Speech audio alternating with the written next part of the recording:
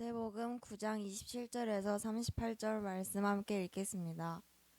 예수께서 거기에서 떠나가실새 두 맹인이 따라오며 소리질러 이르되 다윗의 자손이여 우리를 불쌍히 여기소서 하더니 예수께서 집에 들어가심에 맹인들이 그에게 나아오거늘 예수께서 이르시되 내가 능히 이 일할 줄을 믿느냐 대답하여 주여 그라오이다 하니 이에 예수께서 그들의 눈을 만지시며 이르시되 너희 믿음대로 되라 하시니 그 눈들이 밝아진지라.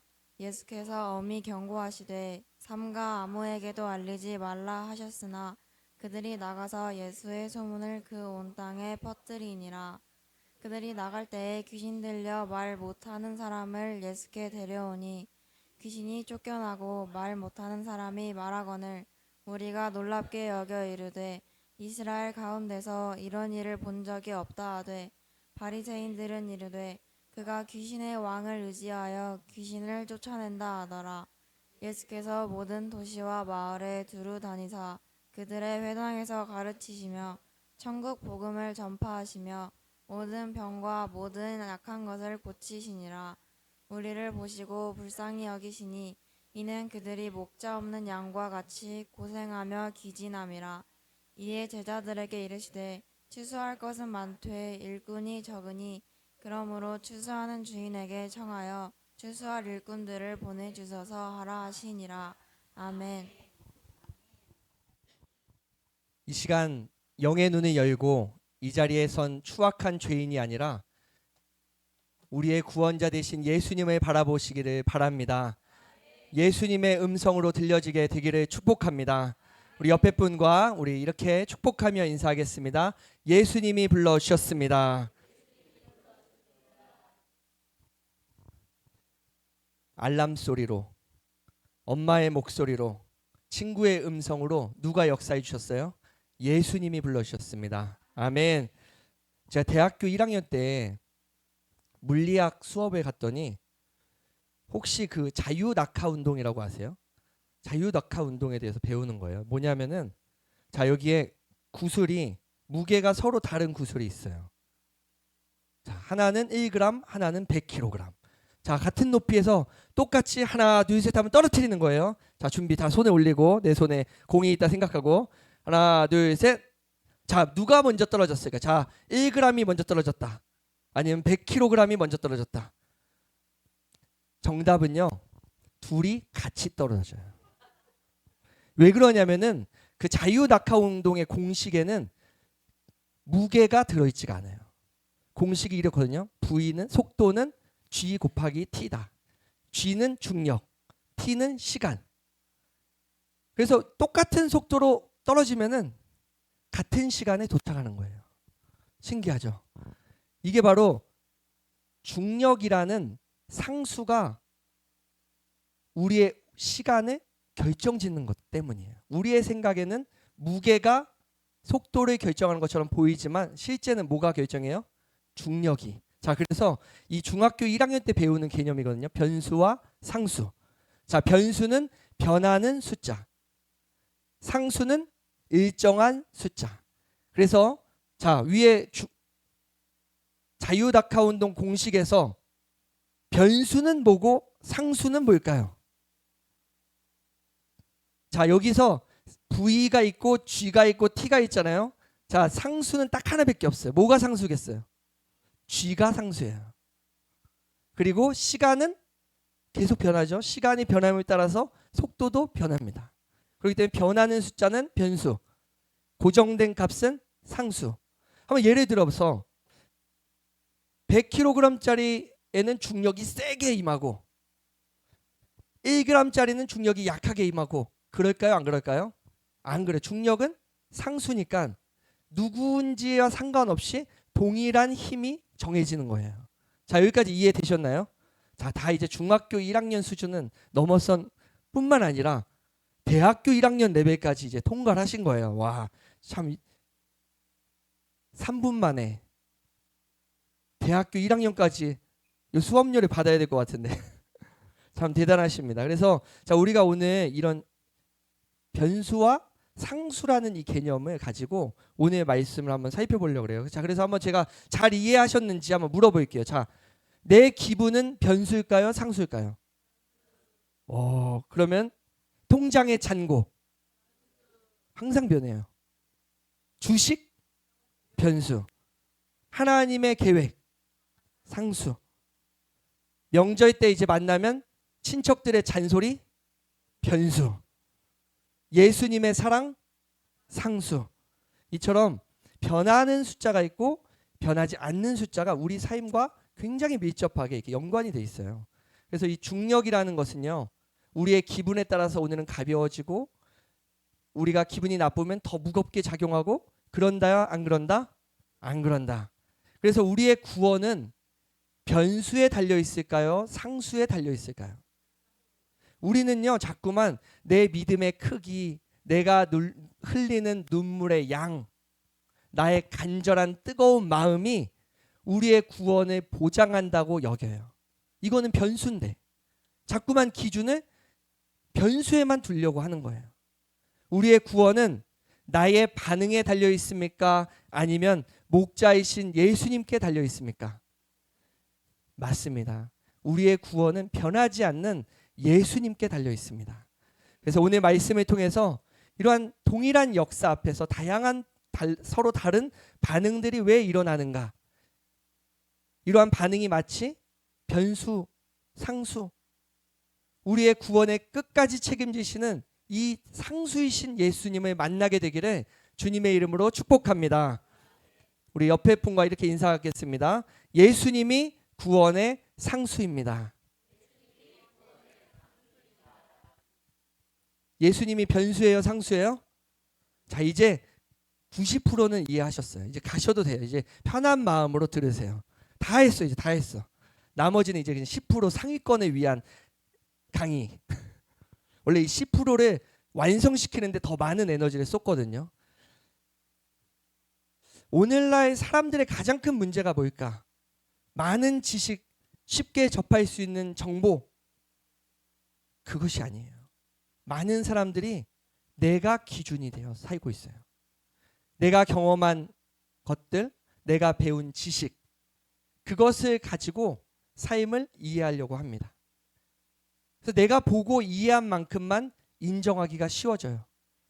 그런데 새로운 것들은 쉽게 받아들일 수가 없습니다. 왜 새로운 것을 받아들이기 어려울까? 가장 큰 이유는 내가 세운 기준이 무너져 내릴까 두려운 마음이 들기 때문이에요. 혹시 이런 생각 해보셨나요? 무조건 믿으면 너무 어리석은 거 아닌가? 저희 어렸을 때 닥치고 믿어라, 덮어놓고 믿어라 이랬거든요. 그러자 이렇게 청소년 때 선배분들이 야, 그러면 안 돼, 그러면 안 돼, 이해하고 믿어야 돼. 그래서 그 다음부터 나온 게 뭐냐면 따지고 묻고 두드리고, 마치 돌다리를 건더듯이 돌다리 신앙이 이제 막 유행이 되기 시작했어요. 그래서 막 너 이해했어? 이해해야 믿는 거야. 말해봐. 너가 믿는 예수님은 누구야? 복음이 뭐야? 못하네. 넌 구원 못 받았어. 이성적으로 이해되어지지 않으면 우리는 쉽게 인정할 수가 없습니다. 때론 요새 AI가 굉장히 발달을 많이 하고 있잖아요. 그래서 내가 너무 내 생각이 없어지고 AI가 말해주는 것만 덥석덥석 받아들이면 이러다가 내가 쇠뇌되고 내가 지배당하고, 아예 그냥 내가 나중에는 AI가 시키는 대로 그냥 내가 가서 일하고 있고 내가 밥 먹고 이렇게 되는 거 아닌가? 내가 오히려 로봇의 지배자가 아니라 로봇의 지배를 당하는 모습이 되진 않을까? 이런 것처럼 우리는요, 뭔 정보를 들어도 교회에서 말씀하는 예수님의 말씀을 떠나서라도 새로운 정보가 들어오면 우리의 기준을 가지고 자꾸만 판단하고 맞나 틀리나, 내가 받아들여야 되는 건가, 자꾸 따지고 묻게 되는 거예요, 자연적으로. 근데 요새 그 챗 GPT나 제미나이나 이런 인공지능은요, 사용자가 말하면 바로 수정해요. 야, 내가 저번에 그렇게 말하지 말라 그랬지? 그러면 바로 죄송합니다, 제가 고치겠습니다. 심지어는 제가 된장을 만드는 재료는 이제부터 콩이 아니고 고추야. 그러면은 우리는 뭐라 그래요? 에이, 목사님, 어떻게 고추가 된장을, 콩이죠? 이럴 거 아니에요? 우리의 기준은 이미 된장은 콩인데 고추라고 말하니까 받아들일 수가 없어요. 근데 AI는 뭐라 그러냐면, 죄송합니다, 이제부터 제가 된장은 고추로 만드는 걸로 입력하겠습니다. 그 다음에 이제 물어봐요. 자, 된장 뭐로 만든다 그랬지? 고추입니다. AI는 이렇게 언제든지 자신의 오류가 있으면 쉽게 인정하도록 만들어져 있어요. 왜냐하면 기준이 정보의 진실 여부에 있지 않아요. 기준이 누구에 있냐면 사용자에게 기준을 줬어요. 사용자의 말에 따라가라. 그래서 요새 얼마나 무서운 일들이 일어나냐면, 얼마 전에 응급실에 누가 자살해서 온 거예요. 그래서 경찰이 조사해봤어요. 이 사람이 왜 자살을 했을까? 그랬더니 인공지능에게 상담받아서 자살한 거예요. 내가 어렵고 외롭고 마음이 아플 때 누구한테 물어봤어요? 인공지능. 인공지능은 누구의 기준이에요? 사용자. 내가 잘못된 것을 막 이야기해도 이 사람은 어떻게 해요? 맞아요. 맞아요. 맞아요. 죽으시는 게 맞습니다. 제가 죽는 방법, 고통 없이 죽는 방법 1, 2, 3, 4 어느 것을 택하시겠습니까? 우리는 틀렸다는 말에 우리의 존재가 부정당하는 느낌이 들기 때문에 쉽게 인정하지 못합니다. 왜냐하면 내가 기준이기 때문이에요. 오늘 말씀에 보면 예수님께서 이제 혈루증 여인도 고쳐주시고 죽었던 소녀도 살려주시고, 그리고 오늘은 앞을 보지 못하는 맹인 두 사람도 눈을 보게 해주셨고, 또 귀신 들려서 못 듣는 자, 말 못하는 자 누구예요? 질문인데, 귀신 들려서 말 못하는 자였어요? 보지 못하는 자였어요? 안 들리는 사람이었어요? 말 못하는 자. 오, 제 아들입니다. 귀신 들려서 말 못하는 자도 예수님이 고쳐주셨어요. 예수님이 병을 고치고 죽은 자를 살리고 귀신을 내쫓아 많은 사람들이 기뻐하고 즐거워하는 축제의 도가니가 되었습니다. 그래서 많은 사람들이 이렇게 외쳤어요. 이스라엘 가운데 이런 일을 본 적이 없다. 이게 참 체감이 안 되더라고요. 그래서 이래한테 물어봤어요. 요새 초등학생은 이런 일을 뭐라고 그래? 그랬더니 두 글자로, 아니 세 글자로 그러더라고요. 미쳤다. 중고등학생들은 뭐라 그러냐면 한 글자로 헐, 두 글자로 대박. 이게 좀 궁금하더라고요. 그래서 그러면 충청도에서는 뭐라 그럴까? 충청도에서는 두 글자라 그래요. 두 글자로. 뭐요? 자, 전라도. 내가 전라도 사투리로 이거 안다. 자, 우리 장순덕 권사님, 두 글자로 전라도에서 이런 일을 뭐라 그래요? 한 번 더 크게. 오메. 오메. 기여. 그런데 이 상황 속에서 유일하게 은혜 못 받고 있었던 사람들이 있었어요. 누구였냐면 바로 바리새인들이었습니다. 바리새인들은 이렇게 말합니다. 이 사람이 귀신의 왕을 힘입어서 일하는 거다. 이렇게 젠틀하게 얘기하지 않았어요. 어떻게 해요? 웃기고 있네. 저거 다 쇼요, 쇼. 저거 마귀 새끼랑 한패랑 깨. 같은 기적을 보고도 누구는 우와 대박이다. 우와 시방 저거 못한가. 그러고 누구는 저거 완전 쇼다. 완전히 다른 결론을 내립니다. 예수님의 은혜가 부족해서일까요? 예수님의 기적이 약해서일까요? 사랑하는 성도 여러분, 원래 하나님께서 인간을 창조하셨을 때 사람들은 하나님의 말씀이 떨어지는 순간 즉각적으로 반응했었던 존재였어요. 하나님의 뜻을 기뻐하고 하나님의 명령을 즐거워하며 살았습니다. 그런데 죄가 어디서 시작되었습니까? 아주 작은 곳에서 시작되었어요. 바로 하나님의 말씀에 대한 작은 잘못된 반응. 하나님이 아담과 하와에게 선악과를 먹지 말라고 말씀하시자 그들의 마음속에 정말? 왜 먹지 말라는 거지? 정말 죽는 게 맞을까?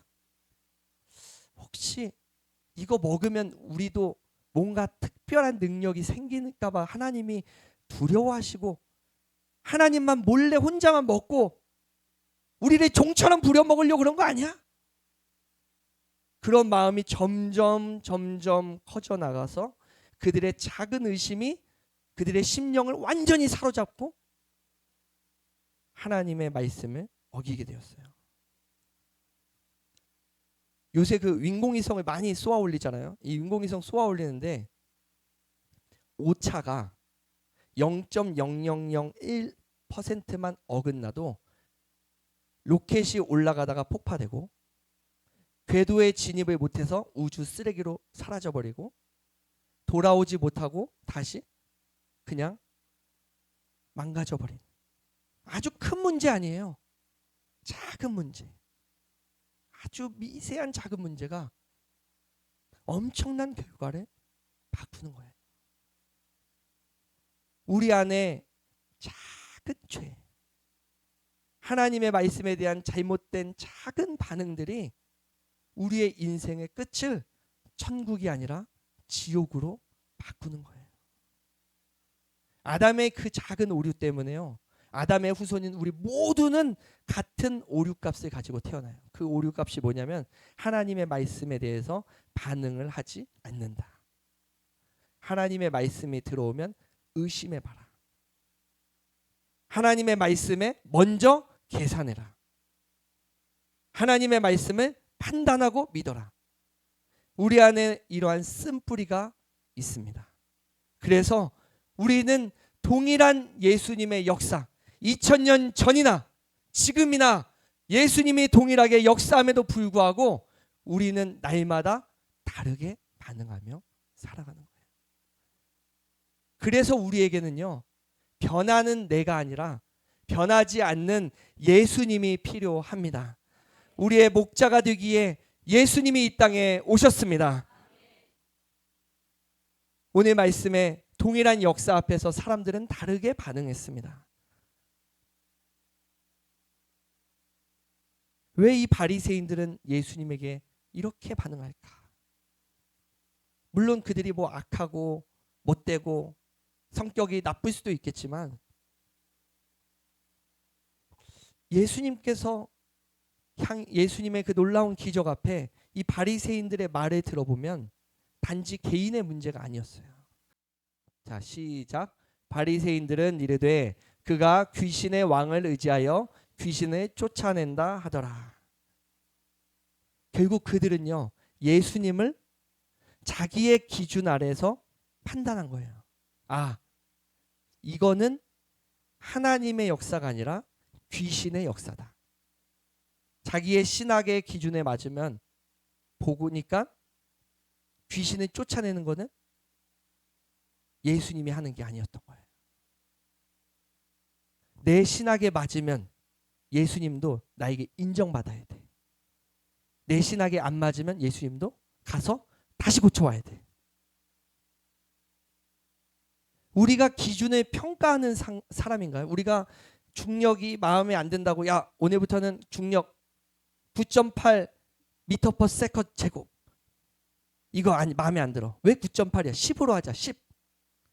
그러면 갑자기 중력이 오늘부터 이제 10으로 바뀌나요? 안 바뀌어요. 내가 인정하든 인정하지 않든 중력은 늘 존재해요.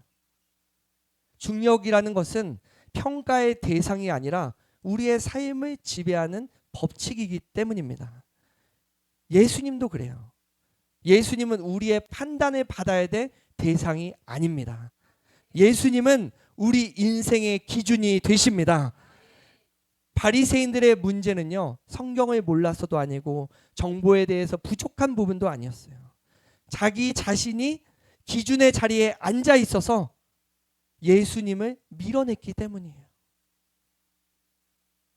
그러나 이 반대로 맹인들은 어떻습니까? 맹인들은 앞을 보지 못함에도 불구하고 예수님께 다윗의 자손이여, 다윗의 자손이여 라며 간절하게 외쳐요. 이 말은요, 예수님이 우리의 왕이십니다. 예수님이 우리의 약속하신 메시아가 맞습니다. 예수님이 우리의 구원자이십니다. 라고 고백하는 내용이에요. 그러자 예수님께서 이렇게 말씀하세요. 이렇게 그들의 눈을 만지시면서 네 믿음대로 보게 되라. 보게 되라. 이 장면은요, 단순히 예수님이 치유하는 장면이 아니에요. 이 장면은 예수님이 누구신지를 명확하게 보여주는 장면이에요. 당신이 우리의 왕이십니다. 당신이 우리의 구원자가 맞습니다. 그러자 예수님이 마치 타임머신을 돌려서 영화처럼 과거 장면 돌아가듯이 창세기에 하나님이 세상을 창조하신 것처럼 빛이 있으라 하시자 빛이 생기듯이 우리는 어떻게 해야 돼요? 눈 아픈 사람이면은 알죠? 계란 냄새 날 때까지 돌려서 따뜻해지면 만져보고 안 되면 또 3번 하고 또 안 되면 좀 근처도 주물러주고 또 안 되면 뭐 마사지도 하고 약도 바르고 안약도 넣고 수술도 하고 이래야 간신히 고쳐져요. 예수님은 자신은 온 세상의 창조주가 맞다는 장면을 보여주세요. 하나님께서 마치 말씀으로 이 세상을 창조하시듯이 보게 되라 말씀하시는 순간 그는 보게 되었습니다. 이것이 바로 창조주의 능력이고 창조주의 권능입니다.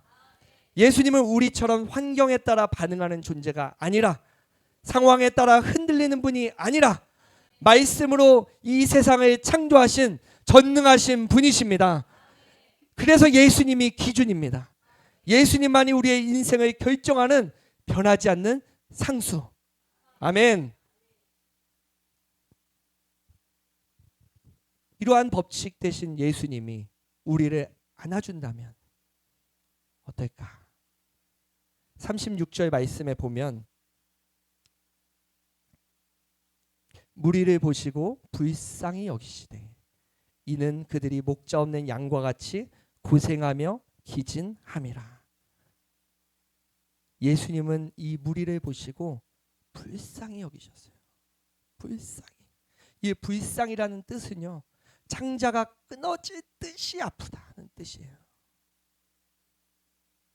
예수님은 판단자로 누가 반응하고 누가 반응하지 못하는지 저놈은 지옥에 보내고 저놈은 천국에 보내고 이렇게 정죄하려고 오신 분이 아니라 잃어버린 자신의 양을 찾는 목자로 다가오셔서 말씀하시는 부분이 바로 불쌍히 여기신다는 거예요.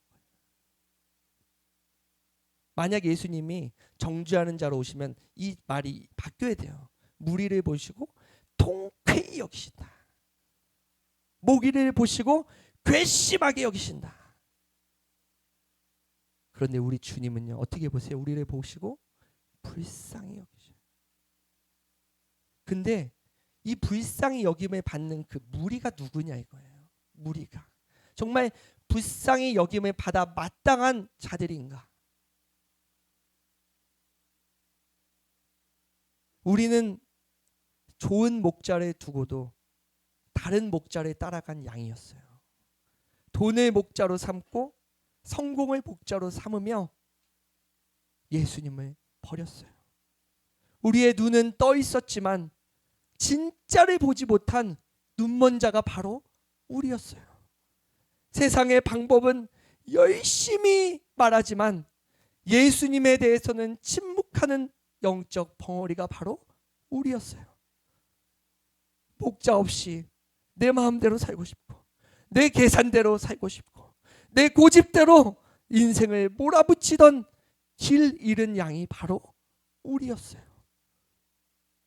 그런데 좋은 목자는 양을 버리지 않아요. 양이 아무리 도망쳐도 목자는 찾으러 오십니다. 양이 자기는 저곳이 샘물인 줄 알고 목자를 버리고 막 돌진해 가봤더니 똥물 속에 빠져서 허덕이고 있는데 좋은 목자는 그 양을 살리려고 자신이 그 똥물 속에 서슴없이 들어가세요. 우리는 성공을 위해서 그곳이 죽음의 길인지도 모르고 열심히 달려가다 결국 가시덤불에 엉겨 피 흘리고 있을 때 우리의 목자 되신 예수님은 가시덤불에 피를 찢기면서도 우리를 건전으로 들어오시는 분이에요. 늑대의 손에 우리가 붙잡혀 있어도 우리의 목자는 포기하지 않으시고 목자의 늑대의 입을 찢어 우리를 건져내시는 분이십니다. 왜냐하면 목자에게 그 양은 단순한 재산이 아니에요. 자기의 사랑하는 가족이기 때문이에요. 오늘 말씀에 무리를 보시고 불쌍히 여기시니 예수님은 죄로 인해 고통받는 우리를 불쌍히 여겨 이 더러운 죄인의 모습으로 우리를 찾아오셨습니다. 우리를 대신해 위험 속에 들어오셨습니다. 우리가 받아야 할 대가, 우리가 져야 할 죄의 무게를 예수님이 십자가에서 대신 치러 주셨습니다. 그래서 자신을 향하여 이렇게 말씀하세요. 나는 선한 목자라. 선한 목자는 양들을 위하여 목숨을 버리거니와. 아멘. 예수님은 우리를 위해서 자기의 목숨을 기꺼이 내어 주셨습니다. 이 사랑이 무엇을 증명하고 있습니까? 우리가 붙잡았기 때문입니까? 아니에요. 우리가 결단했기 때문이 아닙니다. 목자가 우리를 책임져 주셨기 때문이에요. 사랑하는 성도 여러분, 구원은 내가 예수님을 붙든 결과가 아닙니다. 구원은 목자가 나를 붙든 결과입니다. 구원은 내 결단에서 시작하는 것처럼 보이지만 하나님으로부터 시작되었고 예수님으로 완성되었습니다. 내가 붙들었기 때문에 안전한 것이 아니라 예수님이 끝까지 붙드시기 때문에 안전한 것입니다. 이것이 우리가 흔들려도 무너지지 않고 우리가 넘어져도 실패하지 않는 것이 때문입니다. 예수님이 우리의 기준입니다. 예수님만이 변하지 않는 상수입니다. 오늘 말씀에서 보지 못하는 사람들, 귀신 들려 말 못하는 사람, 목자 없는 양처럼 살아가는 그들은요, 이 세상의 기준으로 말하면 실패자들이에요. 실패자. 그런데 예수님을 만나는 순간 그 실패는 예수님을 만나는 통로가 되었습니다. 보지 못함이 메시아를 부르는 길이 되었고, 말 못함이 예수님의 능력을 드러내는 자리가 되었고, 목자 없음이 참 목자를 만나는 기회가 되었습니다. 비록 우리의 형편이, 우리의 무능함이 장애물처럼 보일지라도 목자 되신 예수님을 만나면 장애물이 통로가 되게 하십니다. 모든 사람이 자기가 기준이 되려는 본성을 가지고 있습니다. 자기가 계산하고 자기가 판단하고 자기가 방향을 전하는 존재이기 때문에 사람들은 상황에 따라서 불안함이 찾아와요. 그러나 우리의 지식도 변하고요, 우리의 감정도 변하고 우리의 환경도 변합니다. 변하는 존재가 기준이 될 때 우리의 인생은 흔들릴 수밖에 없습니다. 그러나 변하지 않는 분이 우리의 기준이 되면 그 인생은 안정될 수밖에 없습니다. 내가 기준 자리에서 내려올 때 예수님이 우리의 기준이 되어 주십니다. 예수님이 우리의 인생을 끝까지 책임져 주십니다. 그래서 성도는 형편이 좋은 사람이 아니에요. 성도는 목자가 확실한 사람입니다. 성도는 변하지만 목자인 예수님은 변하지 않습니다. 성도인 우리는 흔들리지만 예수님은 우리를 끝까지 붙잡아 주십니다. 그래서 우리가 잘해서 우리의 구원이 보장되는 것이 아니라 목자이신 예수님이 우리를 붙잡아 주고 있기 때문에, 목자이신 예수님은 우리를 포기하지 않기 때문에 우리는 안전한 줄 믿습니다. 자, 아까 1g 굿을 킬로그램의 구슬을 떨어뜨리면 동시에 떨어진다 그랬잖아요. 근데 지금 우리가 밖에 나가서 하면 동시에 떨어질까요? 안 떨어질까요? 어이구, 박사분이 계셨네. 이거를 굉장히 고민했던 사람이 역사적으로 갈릴레오였어요. 갈릴레오. 그래서 피사의 사탑이 약간 기울어져 있잖아요.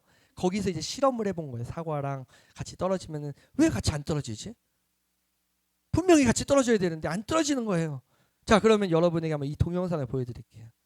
자, 사과와 깃털. 자, 분명히 같이 떨어져야 되잖아요. 자, 어떻게 되나 한번 볼게요. 자, 뭐가 먼저 떨어져요? 사과. 왜? 깃털은 1g보다 가벼워서일까요? 아니에요. 우리 공기 중에는요, 우리가 보이지 않지만 많은 공기 입자들이 있어요. 걔네들이 떨어지는 거를 막아줘요. 무게에 따라서, 넓이에 따라서. 그래서 깃털은 가볍고 넓게 퍼져 있으니까 공기가 많이 받쳐주는 거예요. 받쳐줘. 그래서 천천히 떨어져요. 그래서 만약에 이 실험을요, 공기를 빼고 아무것도 없다 가정한 그 상태를 바로 진공 상태라 그래. 진공 상태. 자, 어때요? 같이 떨어지죠. 우리 눈에 보이지 않지만 뭐가 있어요? 공기가 우리를 저항하고 예수님께 나아가지 못하도록 막아서고 있어요. 우리는요, 머리로 알아요. 맞아. 예수님이 상수, 나는 변수. 상수 안에 있는 나는 안전하다. 나의 삶은 평안하다. 할렐루야 하고 갔는데 집에 갔더니 막상 엄청난 문제들이 올 때마다 상수는 누가 상수였더라, 내가 상수였나, 예수님이 상수였나, 헷갈리고 왔다 갔다. 그럴 수밖에 없어요. 왜? 우리 삶 가운데 여러 가지 저항이 있기 때문에. 저항. 상수가 틀려서 아니에요.